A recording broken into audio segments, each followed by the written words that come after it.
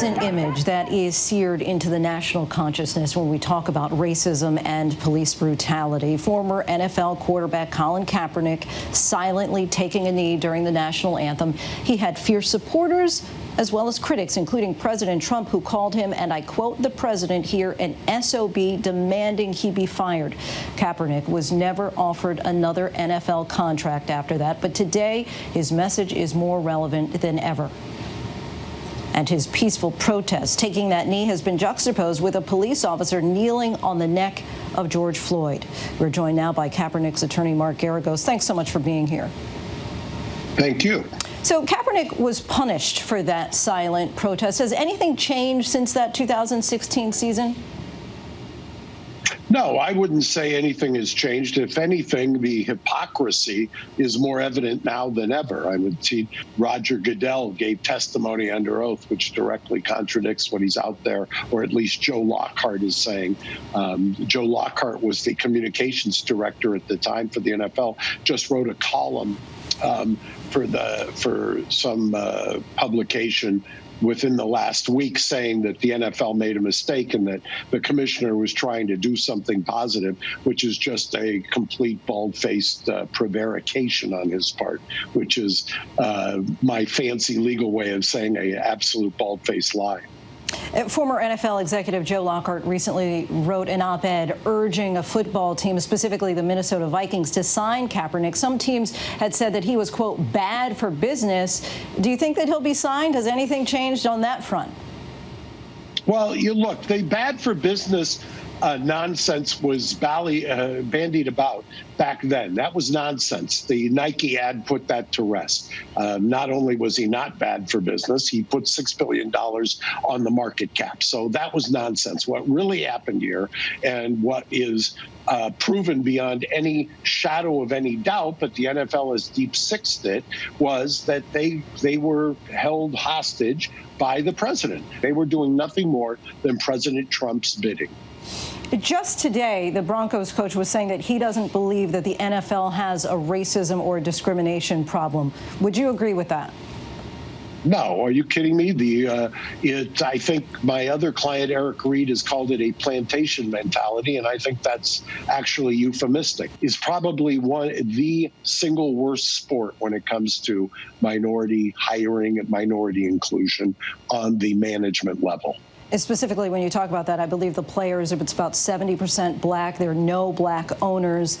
And when we're talking about coaches, I believe there are currently 3 black coaches in the league. Curious, though, the NFL did put out a statement in response to the protest, did not mention anything about police brutality at all. They have been widely criticized. One reporter tweeted, Colin Kaepernick asked the NFL to care about the lives of black people and then banned him from their platform. How, in your estimation, can the NFL at this point make good or redeem themselves? Well, the NFL has done everything but redeem themselves. They entered into collusion. They settled the case. That's all I can say about that. They then promptly went back to business as usual. They tried the Jay-Z fig leaf stunt, which backfired on them. But what can they do? What they can do is stop the collusion, allow him to be hired. And that's step number one. And what conversations have you had, if any, with the NFL or the teams recently? None. Zero. I mean, other than texting with one individual completely unrelated to this, absolutely none. They are poleaxed. I think the commissioner himself has said they've moved past it. Jay-Z said they've moved past kneeling. I mean, we as a country haven't moved past kneeling. We've got a monumental problem. Look outside your window, or in the case of the owners, look outside your stadium. There is a monumental problem. The NFL represents the worst of it, and it's really somewhat aggravating and galling when they put out some of these messages, or the teams do, calling Blackout Tuesday or Blackout whatever. It should be Blackball Tuesday, as Eric Reed just tweeted. Can you share any message from Kaepernick, a message either to the NFL or the country at this moment? Look, I'm not going to speak for Colin. Colin has spoken for himself. He's one of the most articulate people I know. And I think that he has spoken eloquently on the subject. He tweeted out early on that if you keep abusing people and if you keep pressing people, there's going to be a reaction. At a certain point, you just can't keep oppressing people. The only time that anything ever gets done is when the problem seeps into the white community.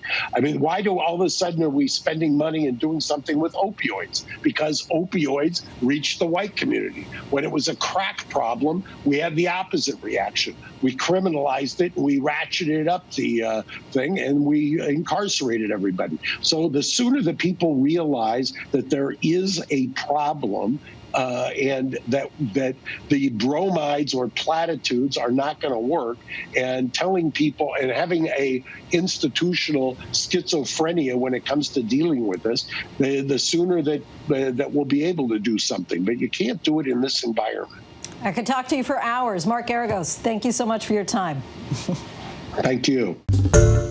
Hi, everyone. George Stephanopoulos here. Thanks for checking out the ABC News YouTube channel. If you'd like to get more videos, show highlights, and watch live event coverage, click on the right over here to subscribe to our channel. And don't forget to download the ABC News app for breaking news alerts. Thanks for watching.